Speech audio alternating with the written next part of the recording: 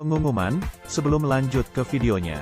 Di sini kami akan mengadakan giveaway uang saldo dana atau pulsa sebesar Rp600.000 untuk 3 orang pemenang. Masing-masing akan mendapatkan Rp200.000 jika video ini tembus 2.000 like. Syarat ikut giveaway ini adalah, wajib like dan subscribe video ini. Yang kedua, tinggalkan komentar positif tentang konten ini. Yang ketiga, share video ini ke media sosial yang kalian punya. Yang keempat, tulis nomor handphone kalian di kolom komentar. Ketiga orang pemenang akan dipilih secara acak dan akan diumumkan di video berikutnya. Bahaya pinjaman online. Adanya pinjaman online menjadikan kabar baik bagi masyarakat, karena prosesnya akan lebih mudah dan efisien. Selain itu, pinjaman online memiliki waktu pencairan dana lebih cepat dibandingkan pinjaman offline seperti di bank. Salah satu kemudahan pinjaman online adalah, uang bisa langsung cair, tanpa perlu survei terlebih dahulu. Nantinya kita hanya perlu memasukkan data diri sesuai KTP agar pinjaman bisa disetujui. Di balik kemudahan tersebut, rupanya ada resiko sangat besar yang harus ditanggung para nasabah. Anda wajib mengetahui bahaya pinjaman online sebelum memutuskan untuk mengajukan pinjaman. Jangan sampai menyesal, karena sudah banyak kasus hukum terkait pinjaman online. Apabila terpaksa harus meminjam uang secara online, kami sarankan untuk mengetahui seluk-beluk perusahaan pinjaman online agar tidak menyesal di kemudian hari. Di Indonesia sendiri ada banyak sekali perusahaan pinjaman online. Sayangnya baru sedikit perusahaan yang terdaftar dan diawasi oleh OJK. Sisanya merupakan perusahaan ilegal yang berpotensi merugikan konsumen dikarenakan tidak memiliki payung hukum yang jelas. Perusahaan pinjaman online ilegal sama saja dengan rentenir.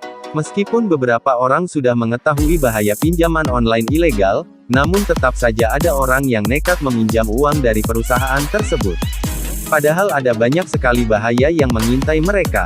Nah, untuk mengetahui apa saja bahaya pinjaman online, silakan simak informasi berikut ini. 1. Bunga tinggi. Bahaya dari peminjaman online yaitu memiliki bunga yang cukup tinggi dibandingkan dengan peminjaman secara offline.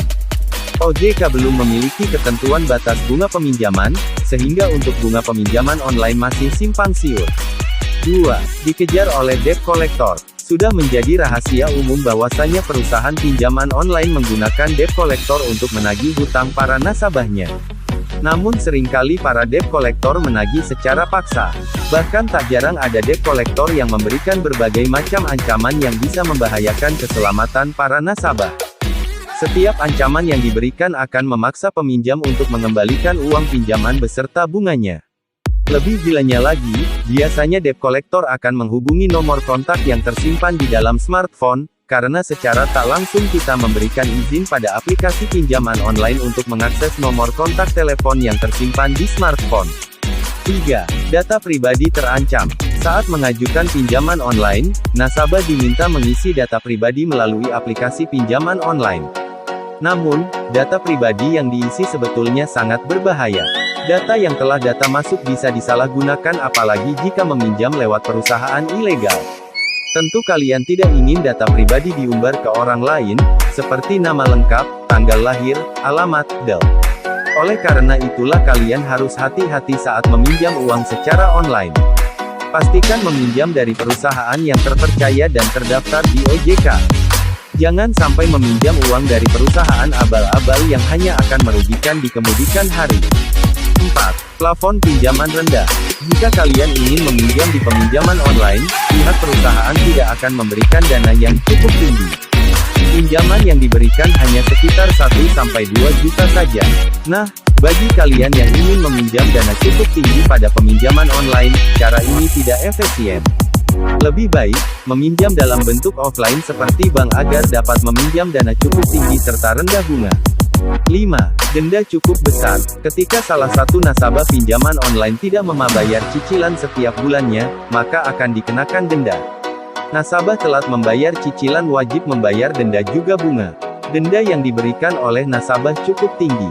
Tentu saja sangat merugikan nasabah karena harus membayar cicilan bulanan, bunga, serta denda telat pembayaran cicilan. 6. Menyebabkan depresi. Melakukan pinjaman secara online, dapat membuat nasabah merasa depresi. Depresi bisa terjadi ketika nasabah tidak membayar cicilan setiap bulannya dan dikejar-kejar oleh debt collector. Tidak hanya dikejar oleh debt collector saja, namun depresi juga bisa terjadi karena harus membayar cicilan per bulan, bunga, serta denda yang diberikan oleh perusahaan pinjaman online. 7. Belum terdaftar dalam OJK. Banyak aplikasi pinjaman online yang belum terdaftar dalam OJK. Jika aplikasi pinjaman online belum terdaftar dalam OJK dapat dikatakan masih ilegal. Peminjaman online ilegal sangat membahayakan konsumen karena total pengembalian dan denda akan tidak terbatas. Selain itu, pinjaman online ilegal tidak terdapat alamat kantor yang jelas serta identitas pengurus. 8. Biaya administrasi tidak transparan. Salah satu bahaya pinjaman online adalah biaya administrasi tidak transparan. Alhasil para nasabah beresiko harus membayar hutang lebih besar dari kesepakatan di awal. Biasanya hal tersebut dikarenakan nasabah harus membayar biaya denda keterlambatan dan denda lainnya yang notabene tidak masuk akal. Semua resiko tersebut bisa diminimalisir apabila kita meminjam uang melalui aplikasi pinjaman online resmi yang telah terdaftar di OJK.